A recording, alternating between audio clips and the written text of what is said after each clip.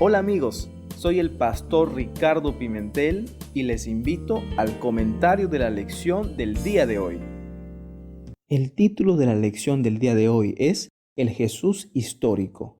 Mateo 26, 63 y 64 dice: Entonces Caifás le dijo: Te conjuro por el Dios viviente que nos digas si eres tú el Cristo, Hijo de Dios. Jesús le dijo: Tú lo has dicho. Y además os digo que desde ahora veréis al Hijo del Hombre sentado a la diestra del poder de Dios y viniendo en las nubes del cielo. El sumo sacerdote judío de aquellos tiempos buscaba modos para acusar a Jesús de ser un suplantador, ya que él ni los suyos creían en Jesús como Mesías. Ante esto, Cristo declara públicamente que él era el Mesías, el Salvador de este mundo. ¿Sabes? Hay quienes sugieren que Jesús es un mito o una invención motivada por la fe. ¿Realmente Jesús existió? ¿Cómo fue que se comenzó a dudar de la existencia de Jesús? Pues veamos. Hermann Reimarus, catedrático alemán, llegó a acusar a los discípulos de inventar los milagros y la resurrección para no tener que volver a dedicarse a la pesca. Albert Schweitzer, quizás mejor conocido por sus 40 años de obra médica en África y su Premio Nobel de la Paz en 1952, opinó sobre Jesús en su libro La búsqueda del Jesús histórico, publicado en 1910. A pesar de su creencia personal en Jesús, Schweitzer concluyó que ya no existía fundamento histórico para el cristianismo, que todo era un mito. Para él lo importante no era Jesús como se lo conoce en la historia, sino Jesús resucitado espiritualmente dentro de los hombres. En el siglo XX, Rudolf Bultmann afirmó que no podemos saber casi nada acerca de la vida y la personalidad de Jesús, ya que las primeras fuentes cristianas no muestran interés en ninguna de las dos y son además fragmentarias y con frecuencia legendarias. Para Bultmann, los milagros de Jesús eran leyendas, sus dichos típicos pero no auténticos.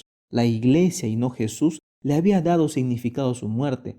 Más tarde, 74 eruditos en teología se reunieron durante varios años para estudiar los 4 evangelios. Estudiaron 1500 dichos de Jesús y votaron luego sobre la supuesta autenticidad de cada uno. Su veredicto final fue que el 82% de las palabras atribuidas a Jesús en los evangelios no fueron pronunciadas por él. El cofundador del seminario bíblico Jesús, John Dominic Crossan, afirmó que Jesús no curó enfermedades ni era capaz de hacerlo y que nadie puede traer a los muertos de vuelta a la vida. ¿En qué se han basado estos eruditos para decir todo esto?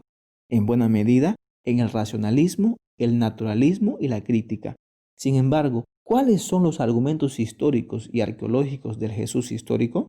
Veamos. En primer lugar, las fuentes literarias judías. Josefo, reconocido historiador judío del siglo I, menciona 2 veces a Jesús en su libro Antigüedades de los Judíos.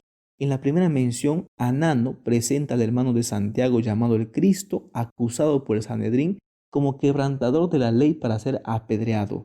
En la segunda mención se describe a Pilato, quien condena a muerte a Jesús. En el Talmud de los judíos, redactado por el siglo V, contiene enormes cantidades de tradición oral comunicada de rabino a rabino.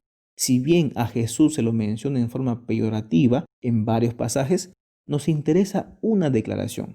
Yeshu fue colgado, pero como nada se presentó en su favor, fue colgado en vísperas de la Pascua. Este pasaje concuerda con los evangelios que Jesús fue ejecutado en vísperas de la Pascua. En segundo lugar, las fuentes paganas. Una de las más antiguas menciones de Jesús aparece en una carta escrita por Mara bar Sarapión. Este estoico sirio había sido encarcelado en Roma a finales del siglo I y le escribía a su hijo para animarlo a buscar la sabiduría. Menciona a Sócrates, Pitágoras y al rey sabio, muerto por los judíos. Si bien no da el nombre del rey sabio, no se duda de que se refería a Jesús. Tanto Tácito como Plinio aceptaban a Jesús como figura histórica. Y en tercer lugar, la arqueología.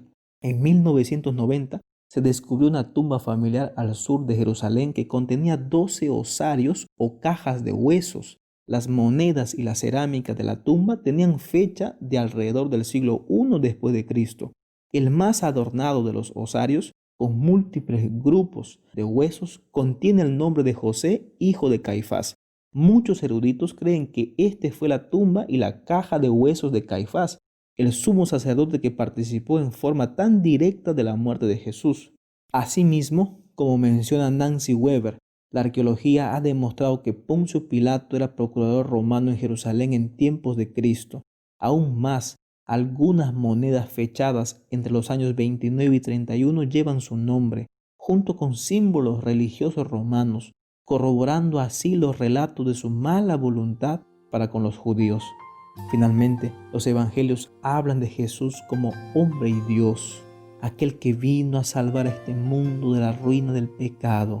Ríndete a ese maravilloso Jesús, al Rey de Reyes y Señor de Señores, y solo así podrás ser feliz. Que Dios te bendiga y tengas un excelente día.